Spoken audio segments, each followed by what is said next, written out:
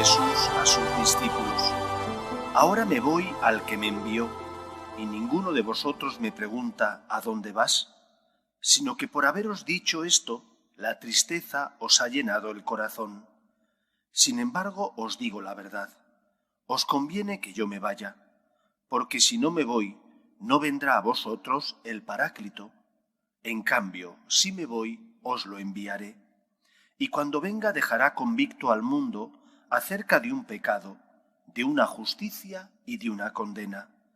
De un pecado porque no creen en mí, de una justicia porque me voy al Padre y no me veréis, de una condena porque el príncipe de este mundo está condenado. Palabra del Señor.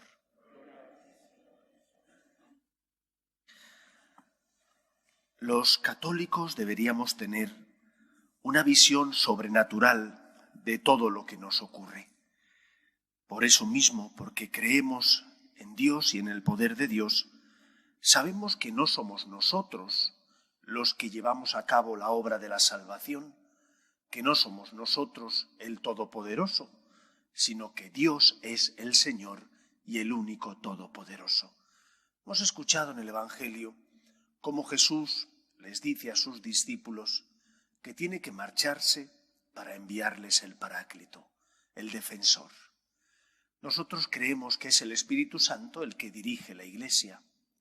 De lo contrario, sería imposible que una institución meramente humana hubiera resistido tantos años, tantas circunstancias, hubiera resistido a tanto pecado que los cristianos, desgraciadamente, muchas veces cometemos.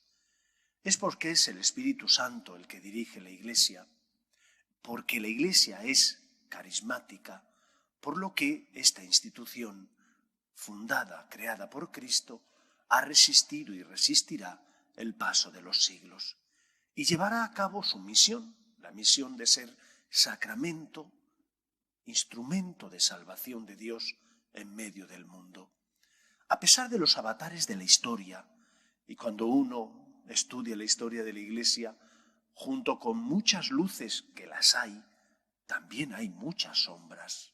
Junto con obras de misericordia, de caridad, junto con obras de evangelización, como por ejemplo la obra de la evangelización que España llevó a cabo cuando se descubre el continente americano, y los religiosos se embarcaron en aquellos barcos para predicar y llevar la buena noticia, junto con la historia de la salvación y de tantas obras buenas, hay también pecado, porque los seres humanos aportamos nuestros defectos y nuestras miserias también junto con nuestras obras de caridad y de amor.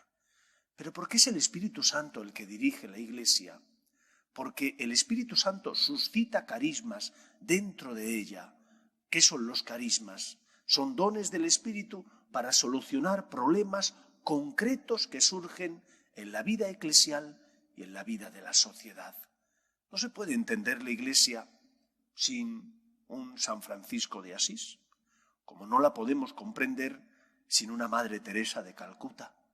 Y cada uno de ellos, cada uno de los santos, de los fundadores, recibieron del Espíritu una misión que llevar a cabo para sostener a la Iglesia de su tiempo, para sanar a la Iglesia de su tiempo.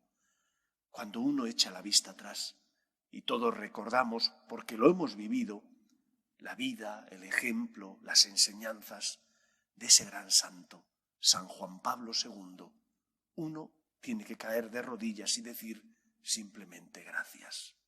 Gracias, Señor, porque no estás ausente. Gracias, Señor, porque a pesar del pecado de los hombres, tú sigues suscitando carismas, dones espirituales para sacar adelante la Iglesia como sacramento universal de salvación.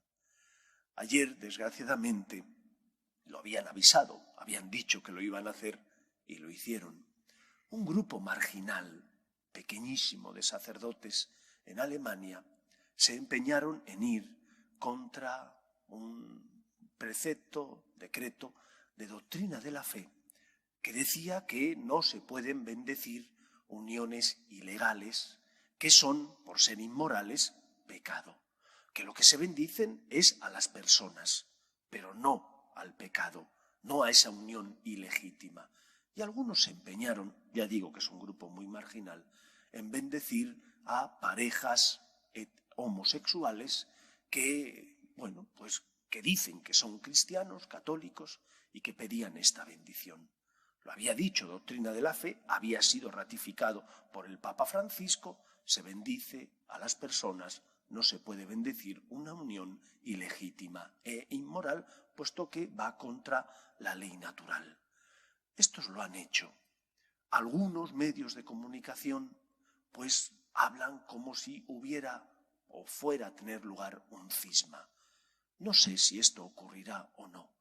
En cualquier caso, a nosotros nos toca fidelidad a la doctrina, a la verdad natural y a la verdad revelada, fidelidad al magisterio de la Iglesia, fidelidad a ese catecismo de la Iglesia católica que nos dejó San Juan Pablo II y que nos indica el camino que tenemos que seguir, e intercesión, oración.